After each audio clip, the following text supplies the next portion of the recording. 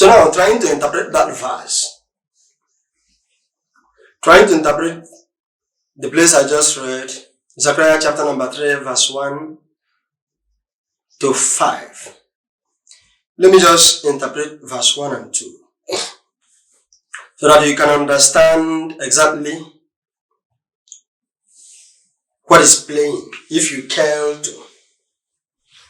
Because when I said if you care to, so many of us are too sentimental. We are obviously more than sentimental in nature. And many times we think we are doing it either for being passionate, or we are trying to be stubborn or controversial, or trying to prove to the other person that he is either a liar or a blackmailer, or prove to him that he will not get exactly what he's looking for. But the truth is, Abraham Lincoln said something. He said, I don't know the key to success, but the only key to failure is trying to please everybody. And me, I told you, the word pleasing everybody is another word I call sentiment. When you become too sentimental in nature, even if somebody is putting a sword on your throat and is cutting it already, and you are seeing your blood, and half of your esophagus is being cut, you will still be finding one sentiment or the other to pamper it, to make it look as if either he's doing the right thing or you have done the wrong thing, and you deserve that, and for that you just have no option than to keep begging, and you stop begging exactly the time your head hit against the floor. As soon as your head hit against the floor, you will stop begging.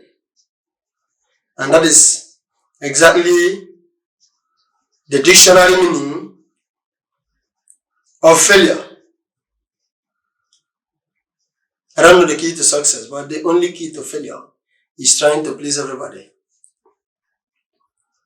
You can't please me and I can't please you.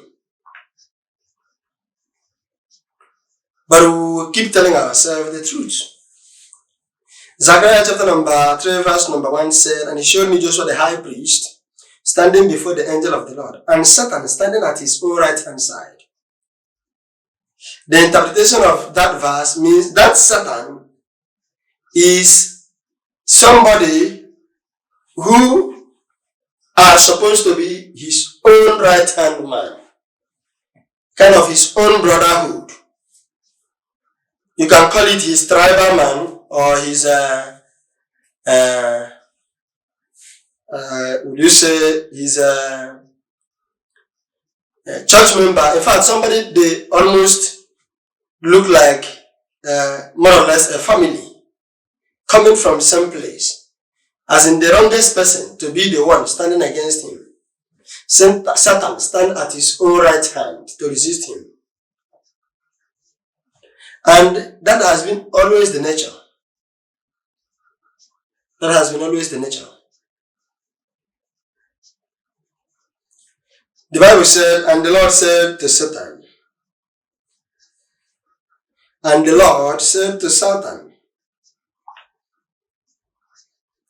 the Lord rebuked thee, O Satan, even the Lord that had chosen Jerusalem rebuked thee. That means it's always Jerusalem that is always trying to resist.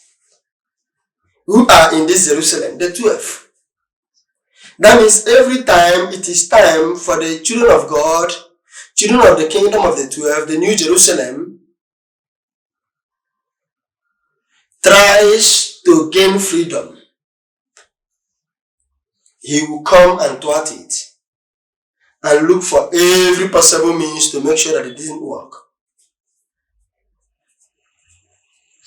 He did it in the wilderness, at Sinai Peninsula, close to Horeb, the children of Israel wander up and down for a number of years, about a journey of 40 days.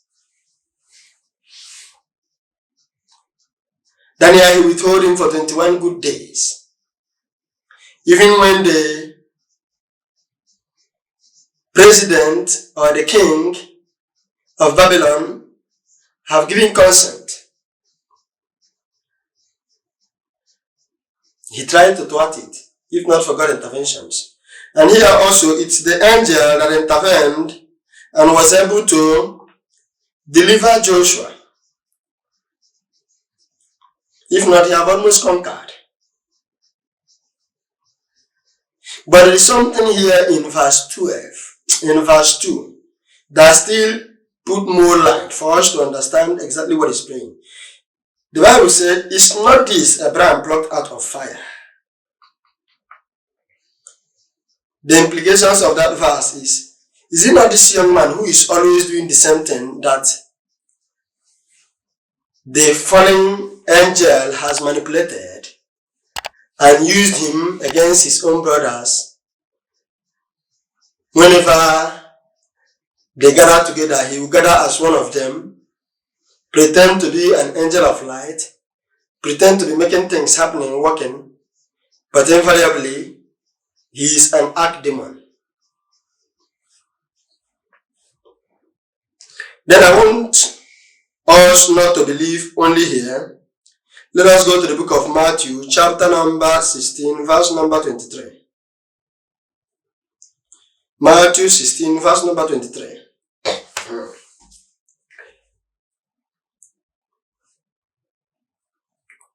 Okay, let me start from verse number 20. Then charged he his disciples that he should not tell no man that he was the Christ.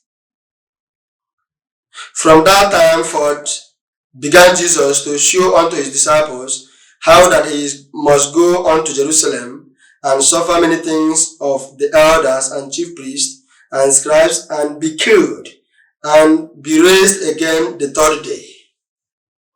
Verse 22 said, Then Peter took him and began to rebuke him, saying, Be it far from thee, Lord, this shall not be unto thee. Then look at what happened in verse number 23.